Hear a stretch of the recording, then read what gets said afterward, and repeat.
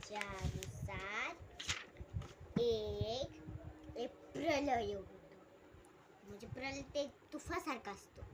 मग त्याच्यानंतर फक्त एकच माणूस त्याचा जिंदा होता.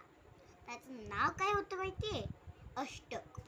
आणि त्याच्यानंतर ते डुबत होता आणि त्याच्यानंतर त्याला एक काडी सापडली. त्याच्यावरती चढून ते रथ होता. मग त्याच्यानंतर त्याला एक पान सापडलं. तिथं बसले होतं एक छानसा बालक, ब्लू कलर असं टिक्का. मग त्याच्यानंतर बघून त्याला काहीतरी विचित्र वाटलं. मग त्याच्यानंतर आपल्या बालकनं असं मूग गळलं. मग त्याच्यानंतर त्याला गिळून टाकलं.